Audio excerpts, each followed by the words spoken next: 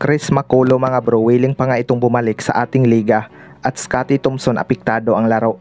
Yan mga bro, pagkatapos mong ilike ang ating video, mag-subscribe na rin kung bago ka pa lang sa ating channel at i-click ang notification bell para lagi kang updated sa ating mga sports balita.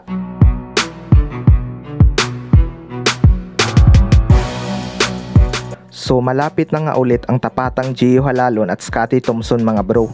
Isa nga itong si Scottie Thompson sa mga posibleng babawi next game matapos ang kanyang napakababang performance laban sa Phoenix Super LPG.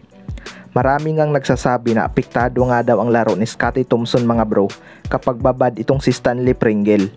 Dahil nag-iiba nga daw ang laro ng Barangay Ginebra kapag si Stanley Pringle ang nagtitimon sa bola.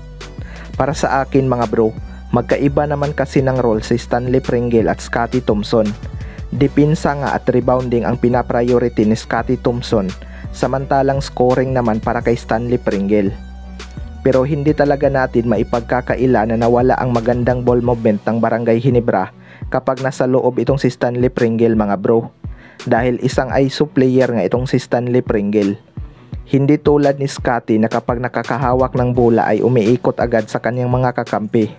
Pero may epekto talaga sa Barangay Ginebra ang pagbabalik ni Stanley Pringle, lalo na kapag hindi consistent ang kanyang shooting mga bro. Pero kailangan ngang ibalik ni Scottie Thompson laban sa Magnolia Hotshots ang kanyang depensa dahil makukulit nga itong gwardya ng Magnolia Hotshots.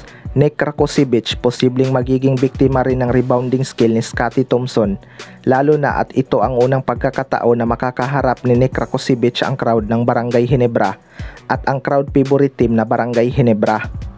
Sa kabilang banda naman mga bro, Chris Macaulay willing pa nga itong bumalik sa ating liga. Isa nga itong si Chris Macaulay sa mga hinahangaan ng maraming fans dahil napaka-humble din itong maglaro. Binigyan niya nga ng kampyonato ang SMB noong 2019. Pero simula nga noon mga bro ay hindi na nga ito nakabalik sa ating liga.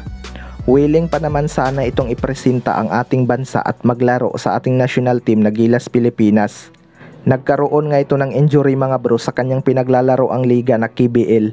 Marami ngang nagsasabi na bagay sana ito ngayon sa Barangay Ginebra dahil hindi naman maaapektuhan ang kanilang Twin Towers dahil fit nga ito sa 3 at 4 na posisyon mga bro.